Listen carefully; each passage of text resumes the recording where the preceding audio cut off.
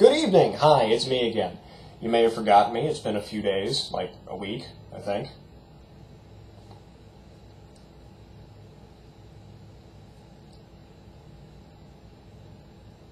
That's me counting. You're lucky I am wearing socks, otherwise I have to resort to using my toes. So I'm going to try something a little different this evening. I'm going to try and make a point. I know, it's scary. A point? Those are sharp. You could put an eye out, and I've only got two. It's one of the few things I don't have many spares of. But, risking that for you, the fair denizens at home, and my one subscriber. Hi, subscriber. It's nice to see you again. I'm going to do what I can. I'm going to start this with a pet peeve. Now, a lot of people make videos about pet peeves, but I'm one of them. You see, that's one of those things that everybody makes one of those videos. I'm included in that everybody. It's shocking, I know. It's scary to think that you are involved when anybody could mean you, or me, or the person beside you, or the person outside, or the person who has to talk unnecessarily with his hands. Comes to being Italian. It's been said that if I was to cut one of my hands off, I'd have a speech impediment. It's kind of depressing, and dismemberment is bad. So, with that in mind, one of the biggest pet peeves I have is with the internet. For a long time, I was an English major, and because of this, when people would do things like spell what without an H, it hurts me, physically.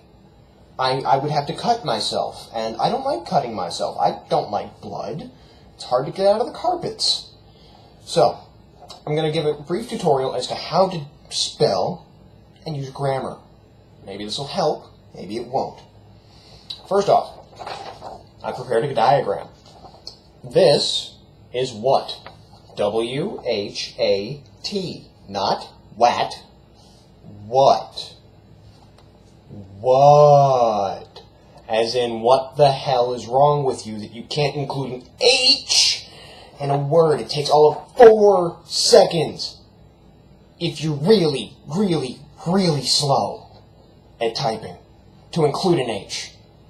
You're not saving that much time. I understand something. G2G. I am all for the G2G. Why not? Lol, not a big fan, but what the hell? What? It's 3 letters. 4 if you spell it properly. What the hell is the matter if you cannot include 1 extra letter? Other things. Y, R, and U. Yes, there it is. Y. It's got a W and an H. Note, W-H, W-H, W-H. Not just the letter Y, W and H. Likewise, U, Y and O, Y and O, Y and O. It's not just a U. Gotta get the hang of this whole pointing thing. R. And look. A and D. It's a whole channel.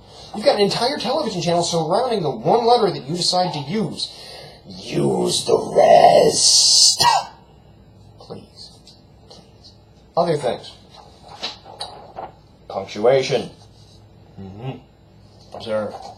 On these little bits of punctuation, I have tried to draw several examples. Here, we have comma. Comma goes between 2 sentences joined together by a conjunction, or where you would naturally take a breath during the course of this sentence. So after and, or before in some cases, you would include a comma to indicate a break. This is a period. Usually comes at the end, or let me get it back on the script. This is a period. Usually comes at the end of a sentence.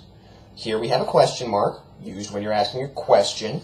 Here we have a semicolon, when you're combining a run-on sentence and a proper sentence, that and doesn't necessarily be at, or if you're starting a list where it's not a whole list and you just need that one item there. Here we have quotation marks for quoting somebody. It's a good idea.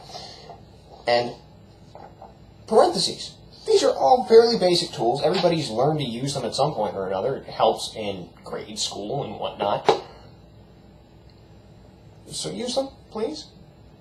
Most of the people are beyond grade school who decide to use 3 letters.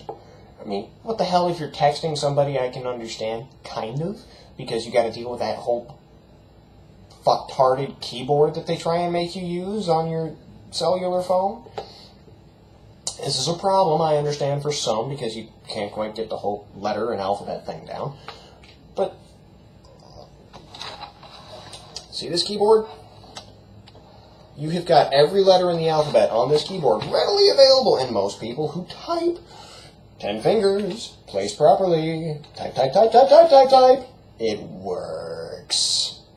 I'm still staring at myself. I'm not quite... It's a problem. But it's easier for me, and when I rant, I like to be easy. So, that's this evening's thing. It's a little bit angry. I know that it's not necessarily happy. But you know what? This one has a point. So I'm going to go apply a bandage to this, and before I go, I have one last thing to share. And that is magma. The temperature of most magma ranges between 700 and 1300 degrees Celsius. Thank you very much, and good night.